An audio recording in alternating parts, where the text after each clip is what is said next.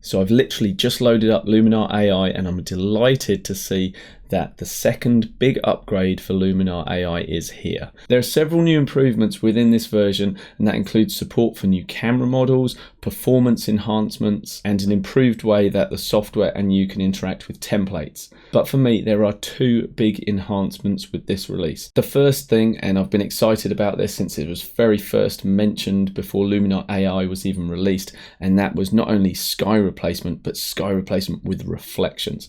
So I'm really looking forward to giving that a try and seeing whether the AI can actually handle that and create reflections in a realistic way. So we'll look at that in this video. And the second thing that finally Skylum have introduced into Luminar AI, and people have been asking and asking for this, and that is the ability to add watermarks to our images. Yay! So in this video, we'll also take a look at the improvements to how textures and overlays are handled and how that will enable us to utilize those features to put our watermark over our photos. So without further ado, let's get into Luminar.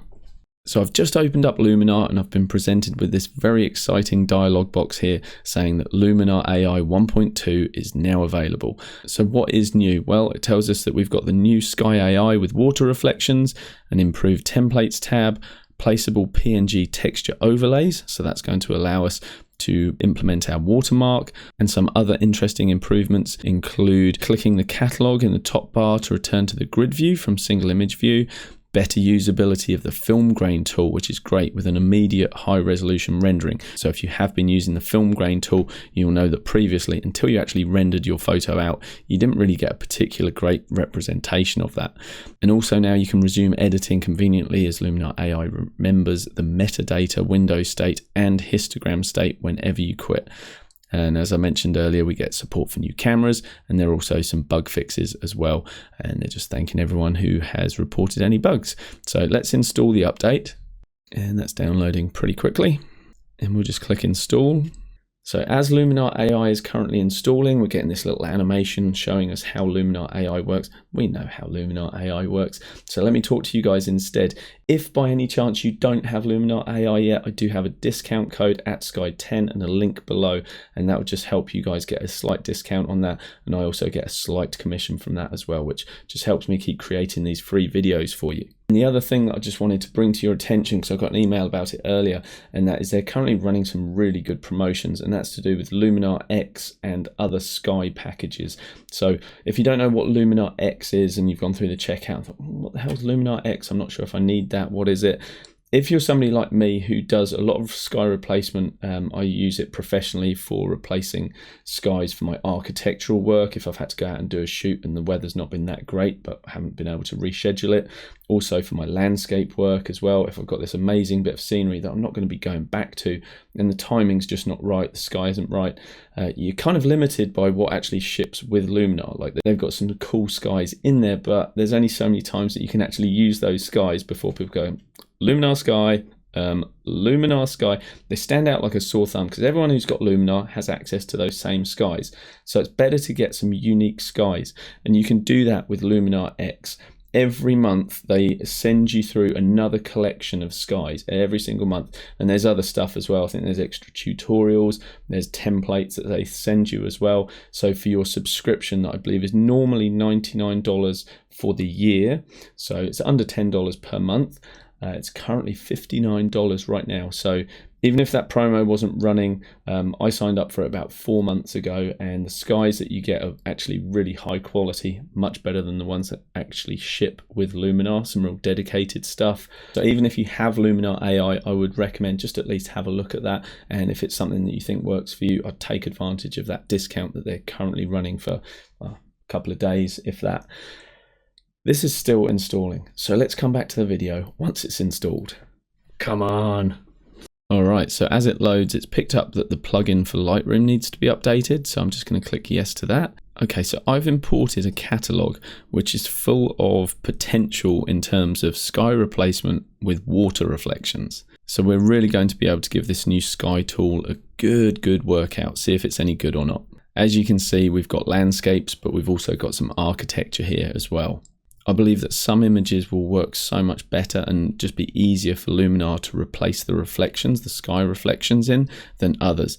That's why I've chosen some deliberately difficult images, things that, like this one for instance, look at all the reflections and possibilities of reflections and the complex masking that would be needed to actually replace the sky in this. Now I could dive straight into the sky replacement with reflections and see how it goes on this one, but I'm actually a little bit scared because I don't want it not to work.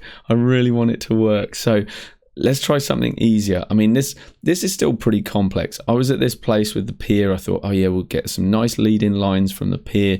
You've got this kind of interesting-ish hill. I mean, it's nothing special, but the sky was just actually really boring. I was hoping for this really epic sunset. It just didn't happen. I photographed this is, if you look down here on the bottom right, 73 seconds exposure. So that's why I've got this movement in the cloud. But overall, not happy with this photo. For me, this is one that would just end up in the bin. So let's go to edit and see whether our sky replacement can save us. Let's come to Sky AI and let's click sky selection. And straight away, look, this is another big improvement. Now we can actually see thumbnails of the skies that we have available to us, which is great. We previously weren't able to do that. You had to kind of get a feel for what the sky was from the name, and then you had to kind of remember which skies you liked. But now we've got this thumbnail, we can actually actively come in and choose something that might be appropriate. So this sunset one here, that's a good option. And straight away we can see that we're starting to get a bit of reflection going on.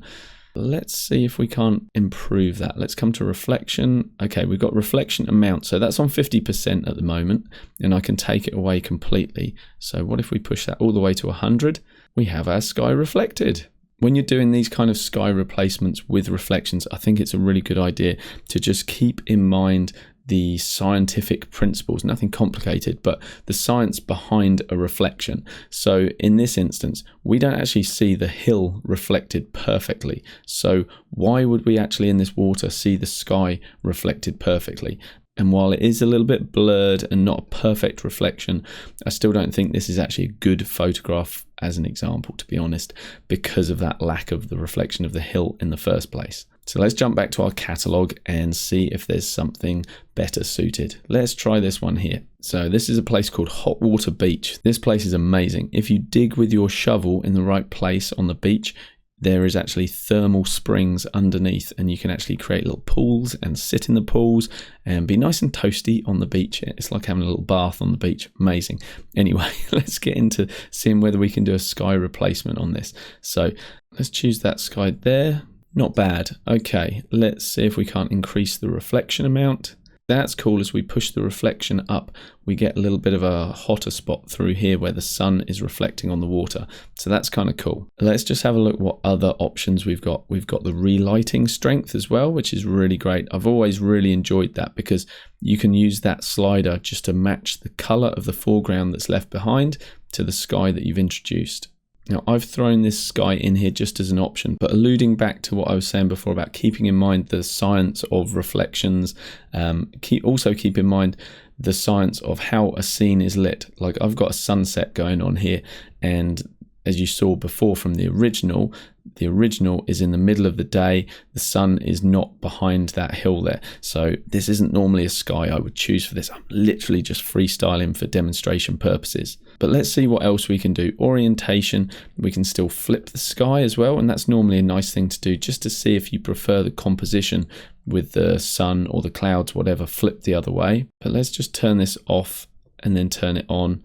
And I'm pretty impressed with how that's doing the sky replacement. The masking is really good, and so too is the reflections. And that's one of the big parts of this whole update for Luminar, is the fact that it's now dealing with reflections as well. And so far, pretty impressed. Right, let's have a look at this one. This is one where it could get a little confused because we don't have a clear-cut edge to our reflection. As the sea has seeped through the sand, we're losing that reflectivity as the sand goes up here. So look, let's see whether we can replace this sky, and let's just see how it handles it, because we've also got things in the way, like the rock formation here, down here on the sand. Will Luminar AI's sky reflection figure this out? Let's have a look. Let's come to sky reflection. And what I'd like to do is actually just keep things more authentic to the scene. I think if we were to suddenly throw in a nightscape scene from here, it's not going to look great anyway because the foreground isn't lit as if it's nighttime. So keep that in mind when you're replacing your skies. Go for something that's lit at a similar time of day for the most part. So we'll go for a different blue sky approach. Actually, let's go for something with more puffy clouds. Yeah, let's go with this for now. Okay, straight away we can see that in our reflection, we are getting the clouds and they appear where we did have that little bit of reflective water on the sand there, and then it just fades off. So overall, so far, this is pretty cool. This is doing a really good job. I often find the blue skies that ship with Luminar just seem a little bit too blue, a little bit too fake. So what I like to do is actually, rather than brighten them up, is actually get the atmospheric haze slider and just push that a little bit to the right. And as you do that, you see the blue starts to get bleached out a little bit, and it normally results in something that just looks a little bit more believable.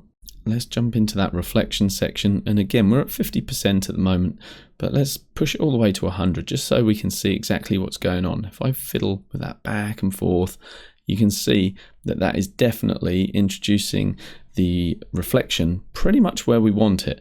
Now there's a little bit of extra reflection going on here that I think is probably just a little bit too much, but just like always with any of these tools, we've got our local masking that we can come in, and if we want to get rid of some of that, we can just come in with our eraser and just gently start to erase the parts that we don't really like. So now if I turn that off and I turn it on, that's not as intense through that area there. So overall, that's doing pretty well. Okay, let's give Luminar a much harder workout. Let's pick one of these images that was also shot on Hot Water Beach. And in terms of reflection complexity, it doesn't get much harder than this. So I don't really think Luminar is going to be able to do anything with this. I'm not really very hopeful. Okay, let's come over to the sky selection, and this is kind of cool as well. Now we can actually go straight into a collection. So I can go into my dramatic skies, I can go into my sunsets, and I can go into my dramatic sunsets. And if we're going to add something in here, I think we need to be able to see what's going on with the reflection. So let's choose something a bit more dramatic.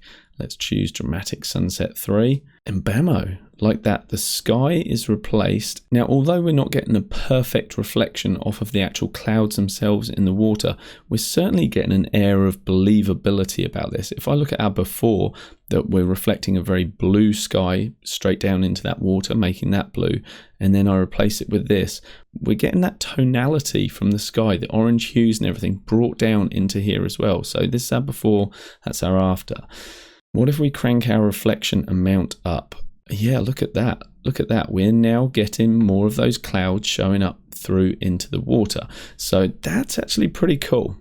Considering I haven't been playing with any of the other settings other than just going for the bog standard, apply the sky, and then cranking that reflection amount up from 50 to 100 so that we can see it a little better, I'm pretty impressed with the job that that's doing, because I know how long it takes to mask things out convincingly in Photoshop. Because we have changed the hue of the sky, I think by relighting the scene a little more, this is where we're going to get a little bit more of a kind of believable scene. So we've darkened down the foreground, added a little bit more of that kind of orangey hue by increasing the relight strength, and that's just going to help with that believability because it is darker. The foreground's going to be darker. I like that. Okay, let's just do one more and let's look at some architecture. So this beautiful home I shot just the other day. It's a one-time gig. I can't choose the sky that I'm going to be getting on that particular night. So sometimes for these kind of jobs, it's all about making sure you've captured the architecture as best you can. And bear in mind, this is straight out of camera. I haven't done any other editing to this. But what about the sky? Can we make it more interesting? Well, let's have a look. Let's see what Luminar can do. Let's come to the blue skies. Let's come to the bright blue skies and let's select this sky here, and just like that we've got a much more interesting sky. If I turn it off and then I turn it on, you can see that we are getting some of that cloud reflected in the swimming pool as well. Let's choose something a bit more dynamic so that we can see a little better what's going on. Let's choose sunset clouds and let's go for this one here. Okay, let's crank that reflection amount all the way to 100. And although we're not getting a perfect reflection of the actual colours that are going on here in the swimming pool, That's actually fine, because if I show you another one of the shots that I took later in the night, you can see that we're actually looking through the water into the pool itself. We've got this turquoise glow going on. And so I don't expect this sky replacement to actually sit on the water as if it's made out of mirror or glass. So I'm kind of happy with that. But by playing with things like the relight strength, we may be able to improve things. Obviously, I don't want to darken down my architecture too much, so perhaps I could add a local mask, just a basic one that's going to boost up our exposure. So let's boost the exposure and yeah, keep a nice bit of contrast in there. Make sure we protect our highlights. Make sure our shadows have got a bit of interest, bit of structure as well, not too much. And now we can get the paintbrush and make that nice and big with the right bracket key and just slowly start to paint that on over the architecture. And let's just crank the opacity up just so we can get this done a little bit quicker. I would do that with so much more finesse if this was actually for a client, but I just wanted to demonstrate that sky. So let's have a look at our before, where we've got a blown out pure white sky, and our after. Before and after. And just like all of our edits, if you feel like it's a little bit too strong, come down to this bottom right hand slider and we can just decrease that ever so slightly. You know, we could be at full 100% or say, no, that's just a little bit too much, and drop it back to say 80, 70%. So far from what I've thrown at it, I'm really happy with the sky reflections. They're doing a great job.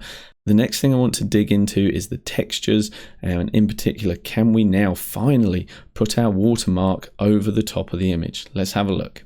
So we are going to come to add, and we're going to add a texture. So we can come down to load texture, and here I am inside one of my logo folders, and so I can actually select one of these logos. So let's go for this one here. So we were able to do this before, but now what we can do is, I see we have place texture. So we can click on that. Yep. And now we can grab the corners and we can actually scale our logo. So if you wanted to create something that had a logo right over the center part of it, you can do that. Or if you want to go for something more subtle, you could shrink it down and put it into the corner, for example. You can play with the opacity, so you go for 100% opacity. You could drop the opacity down. So my logo is saved as a PNG, which already has transparency built into the file. If you don't have one and you just have a JPEG that's say black and white, you can still do this, but you need just a slight workaround, nothing much. But if you'd like me to show you that, just put logo help in the comments below. And if I get enough people request it, I'll actually create a video showing you how you can watermark and brand your imagery, even when you don't have a watermark that has transparency built in. So if I'm happy with this, I'll just click place texture. And we're good. I can export this just like I would normally export a photo, save it to the disk, call the photo file when I want to call it, choose JPEG, my normal settings, whatever, export, and that's done. It's good to go. I was going to call that an end to the video, but I just realized I hadn't even looked at the templates section yet. So if I jump back to the catalog, what photo should we work on now? I love this waterfall here. Let's go with this one. So for most of you, particularly if you're just getting started with photo editing, the template section is the best place to start. Personally, I jump into the edit section now, but I know the tools. I've been using this for a long time. But templates, if you come here, this is so cool. Look, we've got overcast. It recognizes, the AI recognizes what type of photo this is. Knows it's a waterscape, knows it's slightly overcast, and we could actually jump straight into one of these. Let's say overcast collection. And we could choose dynamic result. Let's go for that. Okay, not everybody's cup of tea, but you might like that. So if we just look at our before and after with the slider, you know, it's certainly a change. It's whether or not it's an enhancement or not, you know, that's for your own personal preference, whether you like something or not.